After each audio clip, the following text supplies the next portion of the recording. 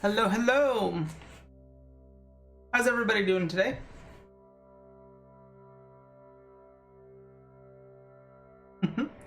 Once again, just a quick introduction from all of us. I am Brendan, also known as Edgy Erebus. We have my dad, Mark, also known as MRKH Music, and my brother, Jacob, also known as PK Jake. We are the creators of the tabletop role-playing game, The Hero's Tale. And today, we're going to start off...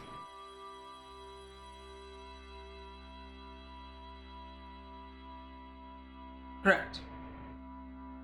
Yeah, it is theheroestale.com. The Hero's Tale THT is where you can find us on YouTube and Twitter and pretty much everything else, I believe. But with that, we're gonna start off with today's creature feature, which are dragons. Now, oh, you bumped your mic there, Jacob.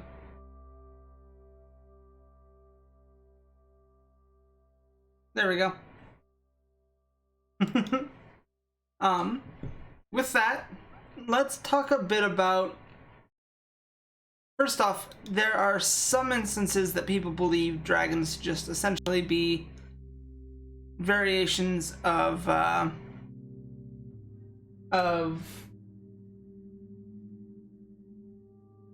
dinosaurs with wings and they're animals and mindless animals.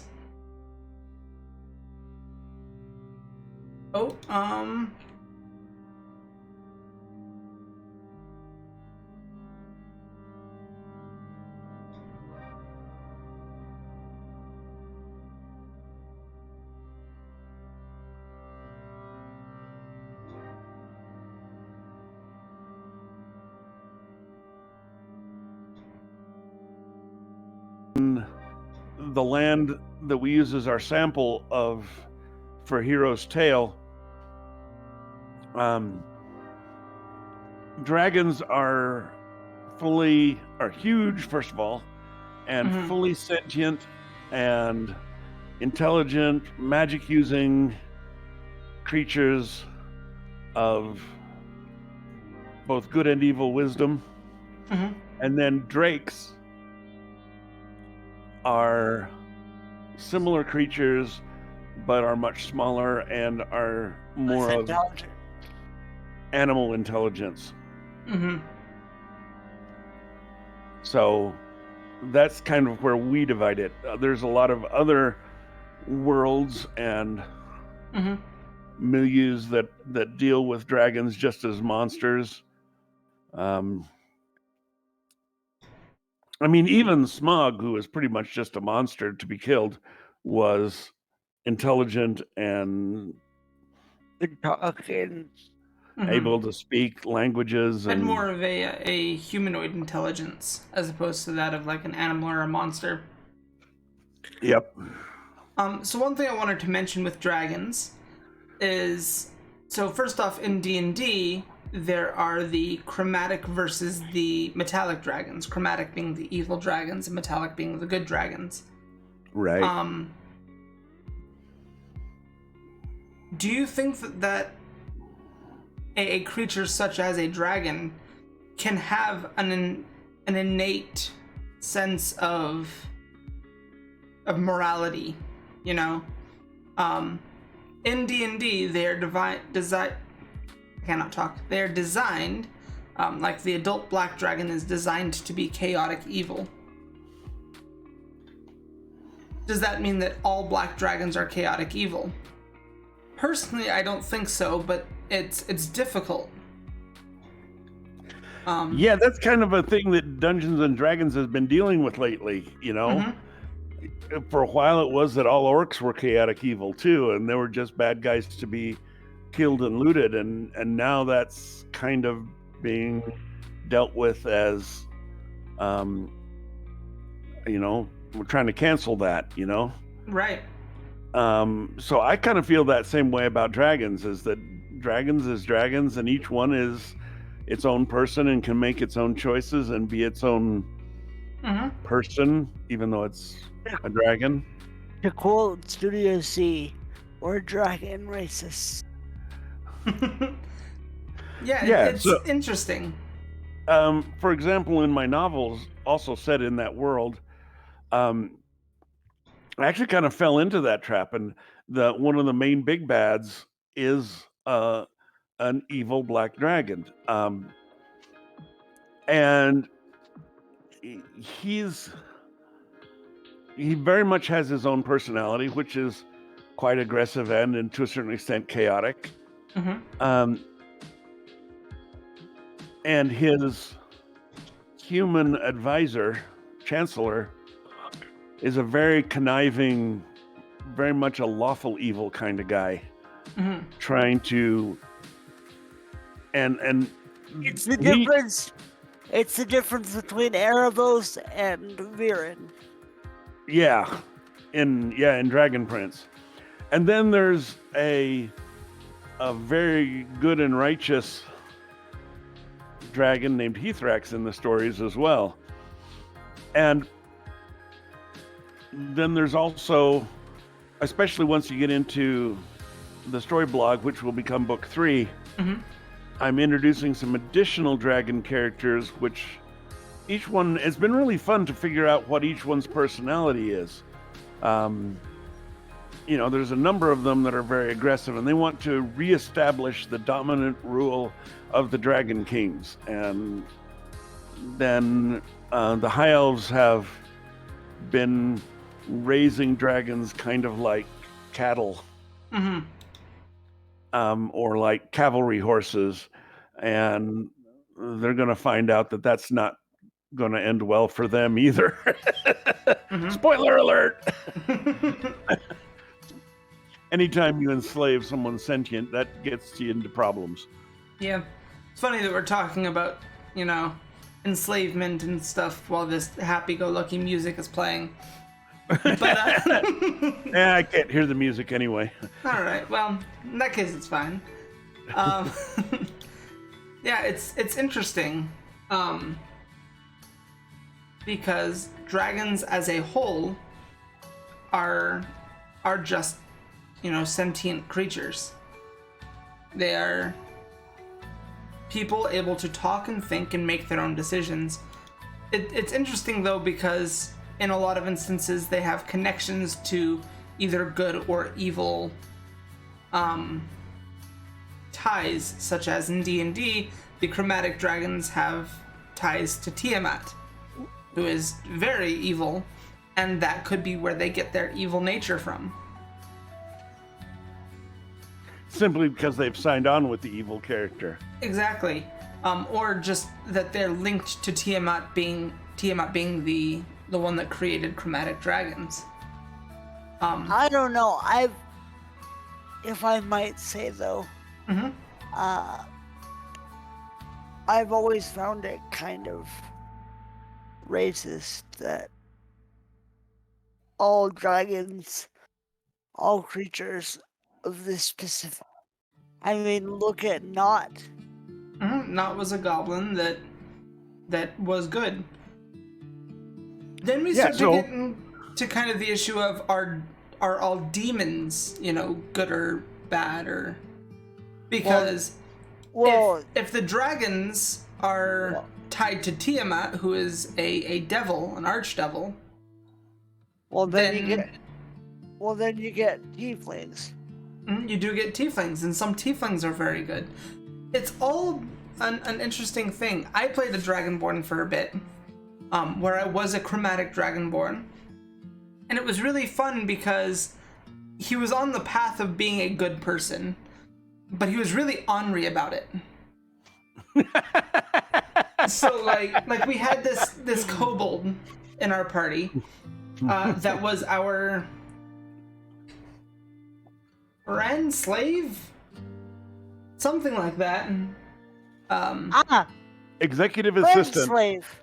Yeah, friend slave. Even better. Yes, exactly. And He I assists us or he gets begrudgingly executed. taught him magic. You know, I didn't think I needed to, but I started to teach him some. And that was a ton of fun because it was fun role-playing the fact that, all right, I'm trying to do a good thing. I'm trying to help him get stronger.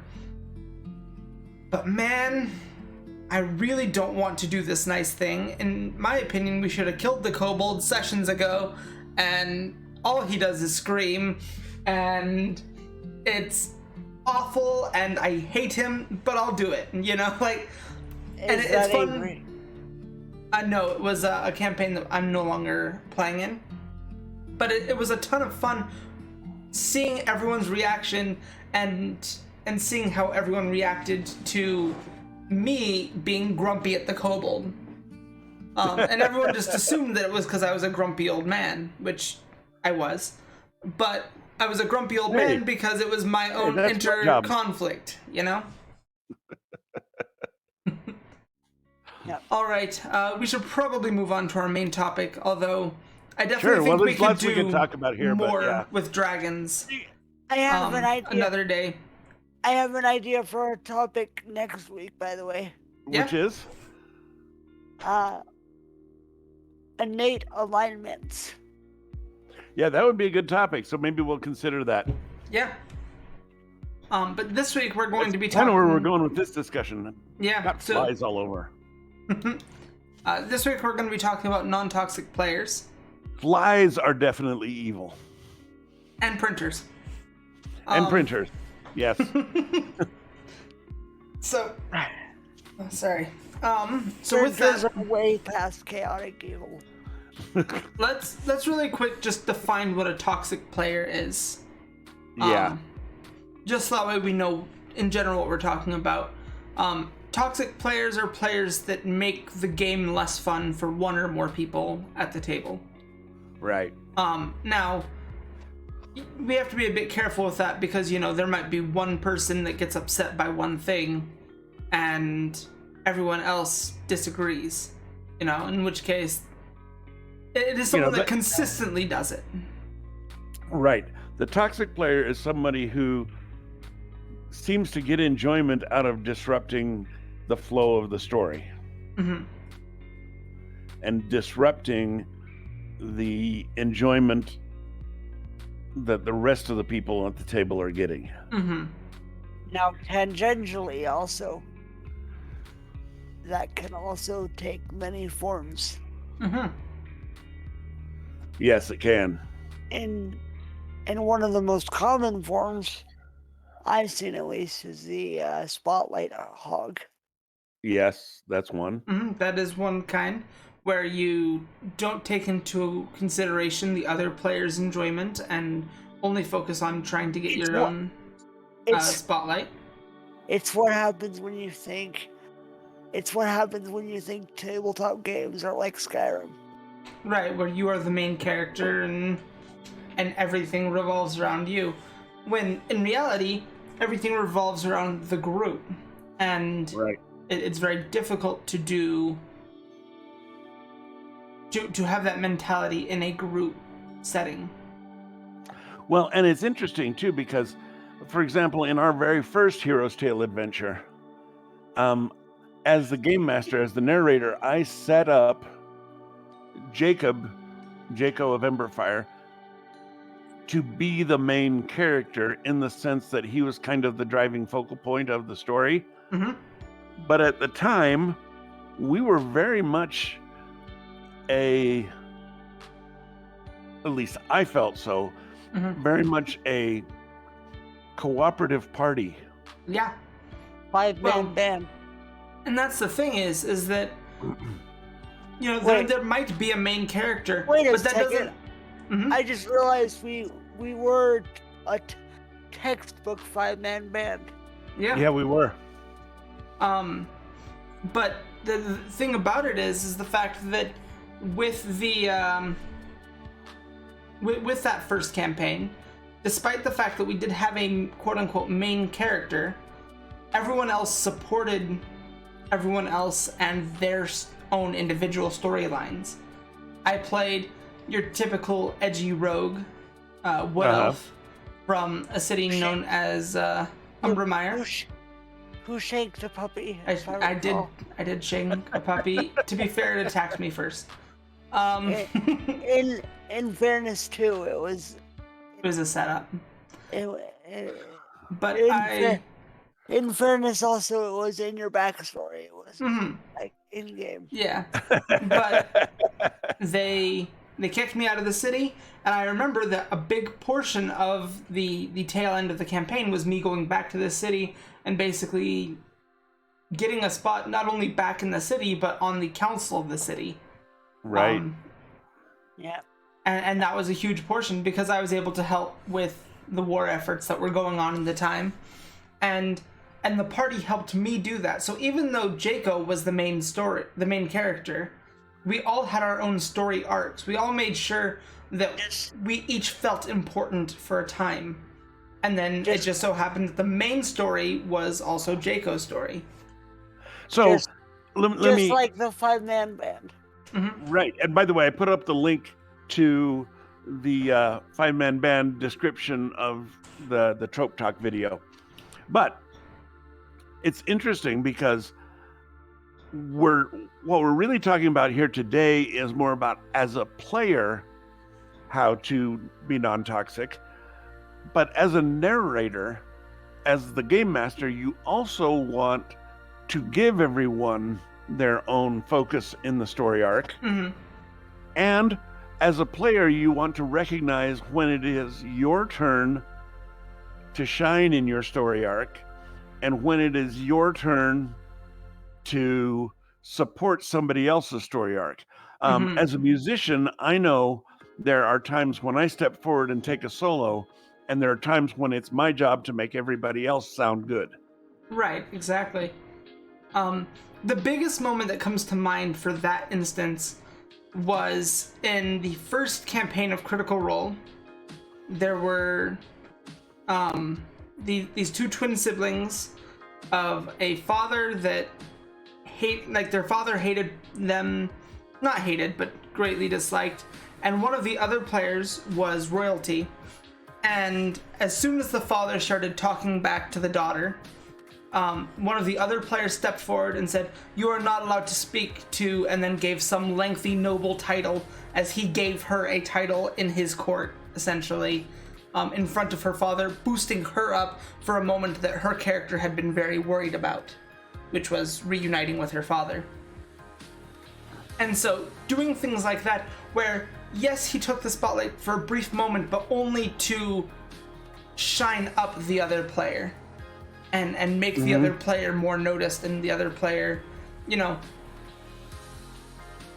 everyone has their strengths in D&D. Some people are really good at role-playing, some people are really good at combat, some people are really good at a mix of the two. They like puzzles, There's a wide variety of players. But it's very important to make sure that where one player lacks, we don't overshine them if it's their time to do that thing. There was actually a lot of that particular expression going on in our Ballroom Battlefield group. Mm-hmm. There was a lot of moments where each person strengthened each other. Mm-hmm. Very intentionally, and that was really cool for me as the game master to see it going on. Yeah. Also, I just thought about this. Yeah. But just because you have the highest intelligence doesn't always mean that you should tackle all of the intelligence rules. Sometimes it's a lot of fun. Like if someone's Sorry, I'm going to reference Critical Role again. Mm-hmm. But if you want a good example of a good player who doesn't overshine and in fact plays up his fellow players, look no further than Travis Willingham.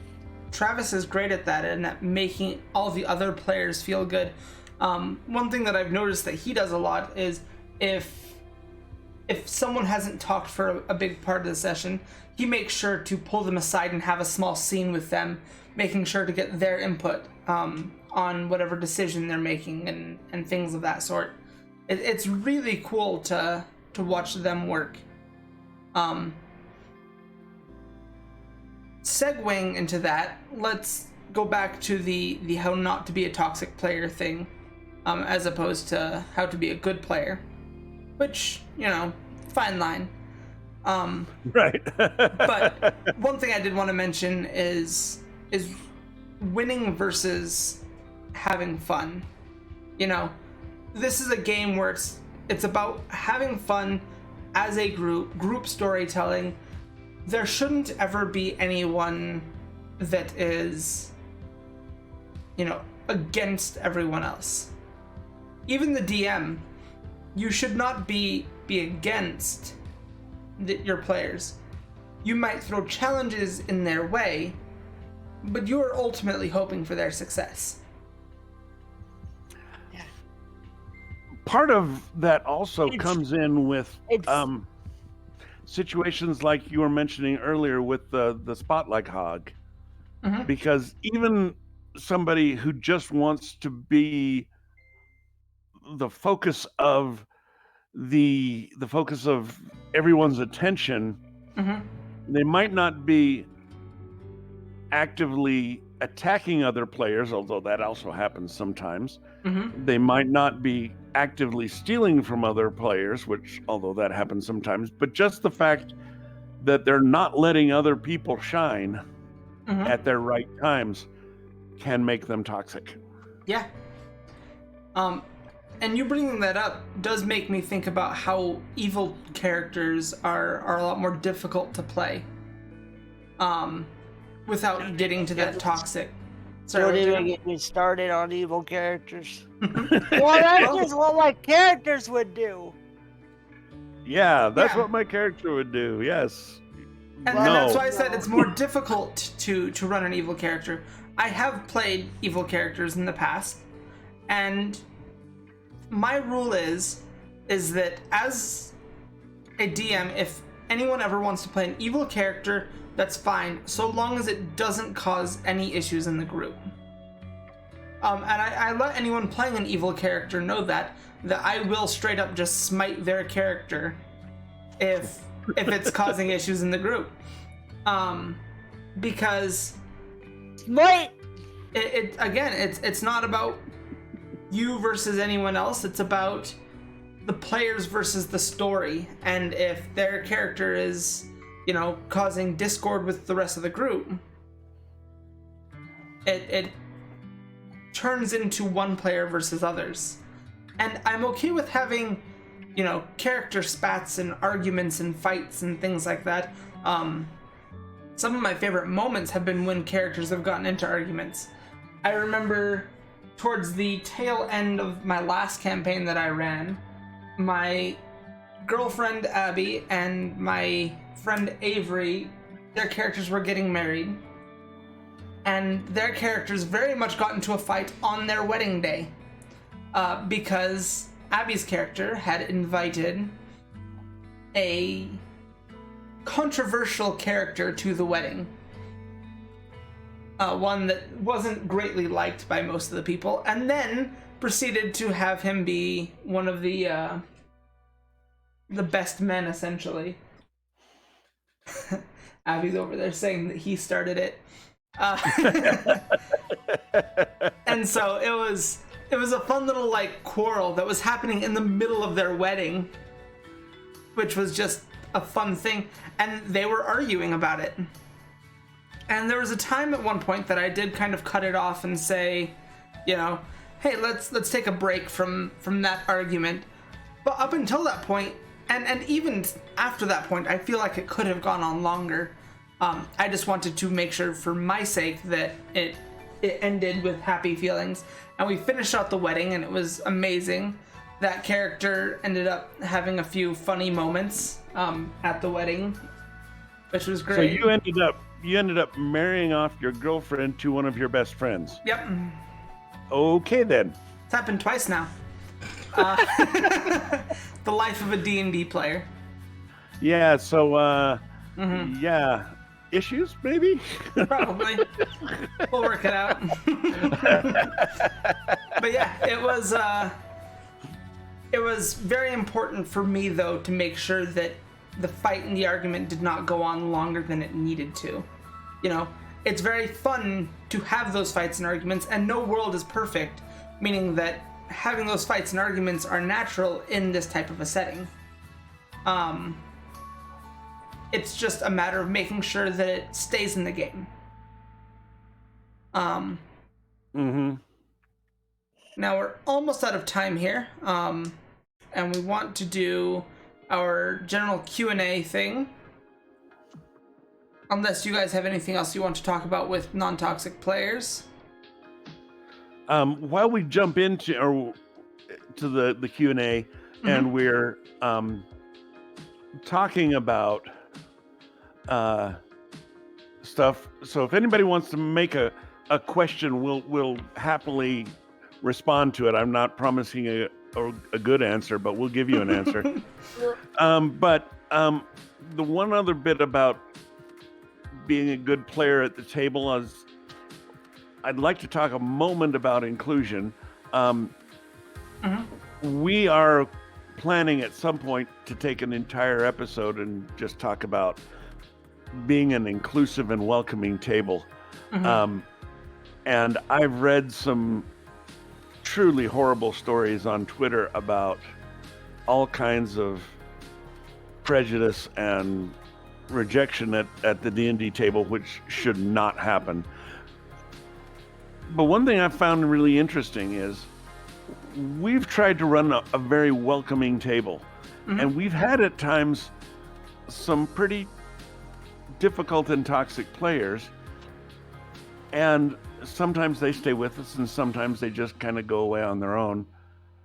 But I've noticed that when people stay with the table and the players try and be patient with them, over the course of maybe even months or years, those players become much less toxic.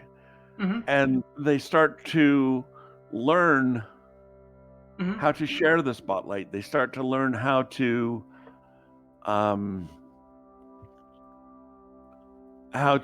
be less provocative among the other players. And ultimately, in the long run, I find being a welcoming table to be much more long-term beneficial to more people than trying to say, well, he's toxic, so we want to kick him off our table.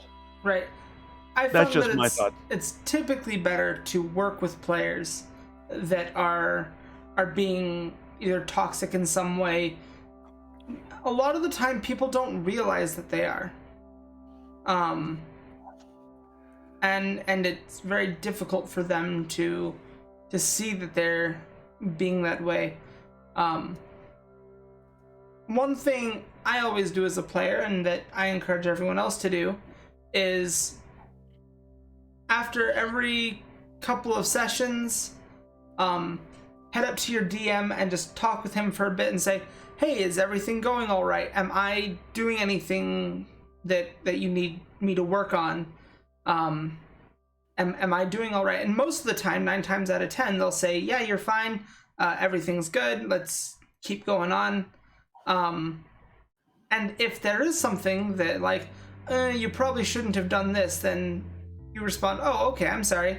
And you work on that and you fix that thing. And if you do that, then it opens up your GM to being willing to talk with you, which is a lot better than for the DM to, rather than them having to reach out to you. It as a DM, it feels kind of awkward, kind of having to reach out to your players and saying, hey, you need to stop doing this. But if the player initiates it, it's a lot easier for the DM, and it will help everyone, including yourself, have a lot more fun. Because if you're doing something that other people don't like, sometimes they will treat you differently in the group. So I found that it helps everyone have a good time, and helps everyone enjoy the session more. Yep.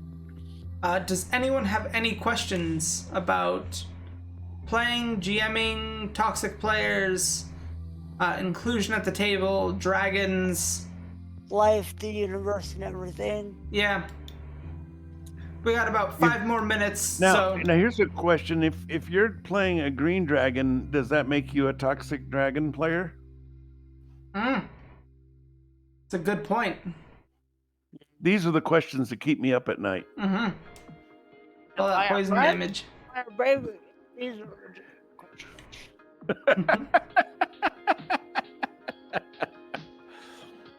Alrighty. Well, I'm excited to share that we're getting more and more up into the big time. Ha ha ha. We have 5 full viewers right now. Yeah, we have. It was pretty cool. Yeah. And over at the Hero's Tale THT YouTube channel, our very first episode now has about 40 views. So, woohoo! Yeah. Keep it going. Keep it coming. Like and subscribe, blah, blah, blah, all that good stuff. comment. Yep. And if you're watching this on YouTube, check us out. We go live every Monday morning at Usually. 10 a.m. Yeah, for the most part. At 10 a.m. Mountain Time, whatever Mountain Time is. And so Crow had a couple of comments. yes. I think he makes a really good point there about game masters worried about upsetting the power balance if they talk to their players too much, which I don't buy at all. I think the desire to make a good game should be an equal responsibility between the game master. Should be. Now, yes, there are some people who think there's power struggles going on, and that's part of the toxicity that could be causing what's going on at the table. But I think you've got a good point there. I feel a lot of DMs do worry about messing with the power structure, and I don't think they should. I think they should let that go and let the group have a little more of the power. Yeah, for sure.